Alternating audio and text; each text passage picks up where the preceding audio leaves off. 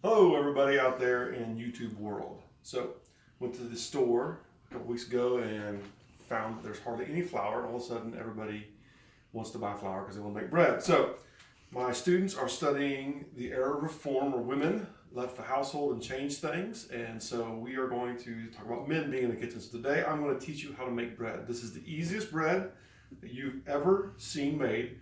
It's a way that you could keep it in your house and have bread whenever you want. It's a short process overall, but this is the longest piece, so I wanted to kind of walk you through. The first thing you have to do is wash your hands, which I've already done. Sing 2 happy birthdays according to the COVID-19 regulations. So I just got everything out here. If you come over here, I'll show you everything that you need to make bread. So bread is basically simply 4 ingredients. You got water, flour, yeast, and salt.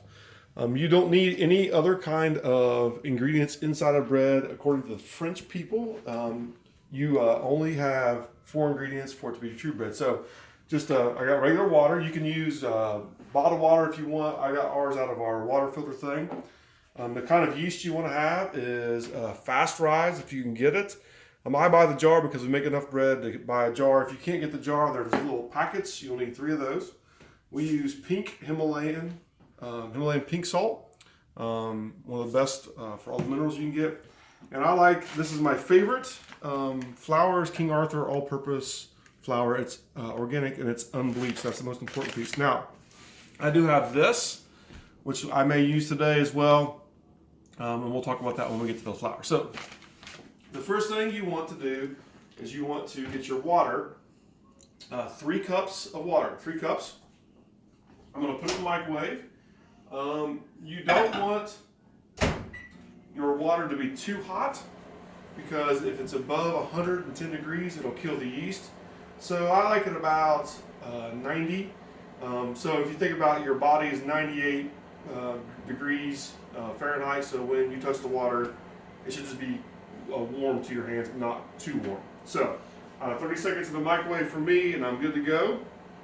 So you have we have a big bowl here. You need a bowl that you can put a lid on because you're going to have to cover it and put it in the fridge eventually. So 3 cups, just 3 straight cups of water. Pour in the bowl. Then, if I can find my... Yes, okay, so 1, you need a tablespoon. Thing. So you're going to put, what you're going to put in here is you're going to put, oh yes, great sound. You're going to put 1.5 tablespoons of yeast into the water. So there's 1, and then I just kind of estimate a half. So you're just going to let it sit there for a second. If you don't have the jar, like I said, you can use 3 packets if you want. You can find those at the store. So just let that sit there for a second. Then you're also going to use 1.5 teaspoons, the same amount of salt. If you don't have the Himalayan pink salt, you can use just the regular salt, or you can use sea salt. We like this because it's better. What you want to do is you just want to just simply fill that up. And if you want to use less salt, you can. If you want to use a little more, you can. It's up to your taste. But 1.5 is kind of what we go for overall. All right. Now, the only other ingredient you have to have is flour, and it's really simple. So you take the flour, you need a knife, and you need a 1 cup measuring cup. By the way, just for my wife's sake, just so you know, water, liquid cups, and measuring dry cups are different. So you make sure you have a liquid one and you have a dry one. So you take a dry 1 cup. And the way you do this, if you can see this, is you take a scoop, and then you take the knife, the back of the knife, and you do that. You want 6.5 total cups of flour. 6.5 cups. There's 1. I always got to count it out or I forget. 2.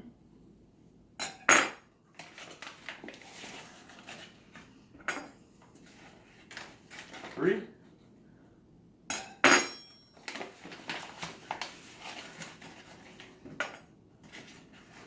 4. Oops, 4. It's a little messy sometimes. 5. Now what I do, this is what I like. I like to put 1 whole wheat flour in mine because it kind of adds a little bit of extra hardiness to it. You can only use just a little bit of the ratio though. It can't be like a lot of it. So I usually just use 1 of the 6.5 cups. 1 of the 6.5 cups for a whole wheat. And it looks just a little bit different, adds a little bit of hardness to it. And then we have 1/2 cup more. And then, so that's what we're gonna start with right here.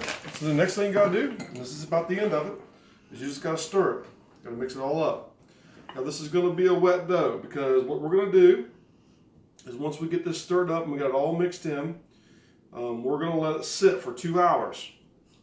Sit for 2 hours, just sit on the countertop for 2 hours. We're gonna put a little tiny lid over top of it, not airtight lid, just a lid to cover it. And at the end of that 2 hours, we're gonna take this and we're gonna stick it in the fridge.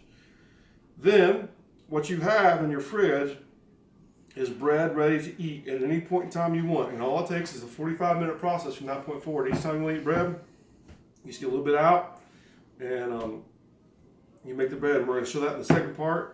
The second video will be that.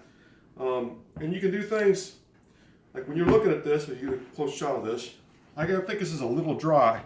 So for me, I may just add a little water to this. So I'll just run over here real quick, grab some water. And let's add, because I want it to be a little wet, because we can always add more flour to it later. If we want, I want a wet mixture. There we go.